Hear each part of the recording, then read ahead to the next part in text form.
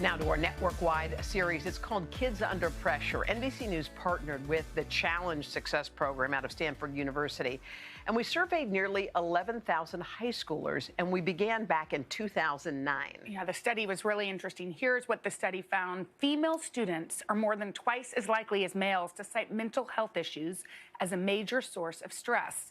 Since last spring, 59% of students say their worries about college have increased. The study also found nearly half of students say their strength of their relationships with teachers and peers has decreased, and that teachers don't understand their lives outside of school. Okay, we wanted to hear from the teens themselves, so Donna had a candid conversation with 8 kids between the ages of 12 and 18 to find how they're holding up. Raise your hand if you are over learning through a screen. How has remote learning been hard on you? You can't really replace human connection with technology and a window screen. There's like no change. So you're just getting up, going to screen, doing work, and then staying on that screen hours after your classes are done to just complete work and then go to sleep and do it all over again. It's so harsh on the mind. I could be talking to my friends 24/7 all the time, being on FaceTime. It's the craziest thing because somehow you can still manage to feel like alone. As freshmen in high school, you're entering a new school. How do you form relationships with classmates and teachers?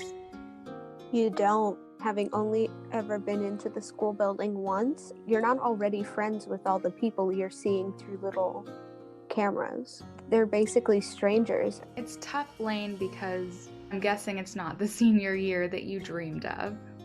I get really sad. There's nothing driving me to get out of bed. There's nothing extra for us to do. Like, I've worked my whole life very hard in school. Senior year is going to be just kind of like have some fun, pep rallies. It's almost silent in the hallways. And then they also don't want us to be near each other, so you can't really talk. And then in classrooms, we're spaced out. So it's just, everyone just kind of has their head down. Do you feel like you're missing out? I took so much for granted. In retrospect, talking to your friends in the hallways, or especially at lunch, it's soul crushing just to not be around all your friends and just have those great experiences with them.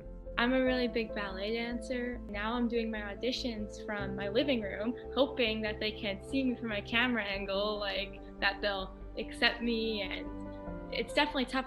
What do you want parents, teachers, and adults to know about teens and kids right now?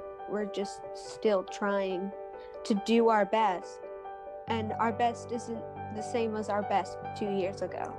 I think the teachers really are trying their best. My parents are in the healthcare field, and I think I've gained such a respect for people that I didn't have before. I hope everyone feels appreciated. Generally speaking, right now, how is your mental health? I would say that it's more like developed rather than saying decline per se, because there's just so many things over the course of this pandemic that there's new emotions and new experiences and new stress factors. Wednesdays and Fridays, I'm in school. Those are the best moments of my week. Any other day, it stresses me out because I need to see people. So are the kids going to be all right?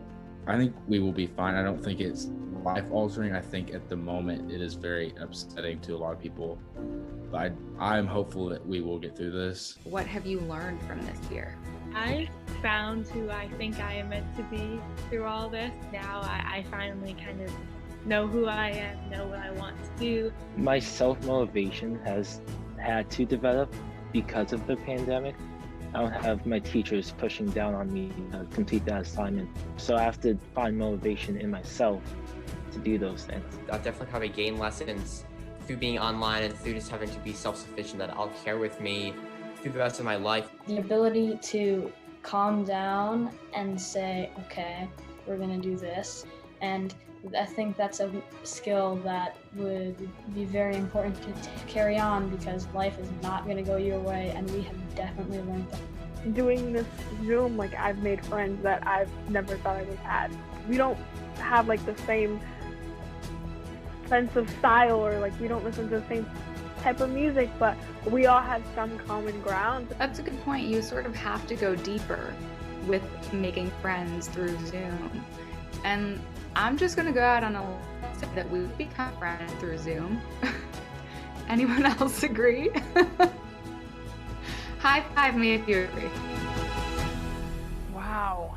Okay, I'm so blown away by those kids. How interesting was that? I just feel like this generation, because they've had to go through all of this, is going to do incredible things. And they're so expressive. They know exactly how they're feeling. I'm really blown away. That was beautiful. Hey, thanks for watching our YouTube channel. Find your favorite recipes, celebrity interviews, uplifting stories, shop our favorite deals, and so much more with the Today app. Download it now.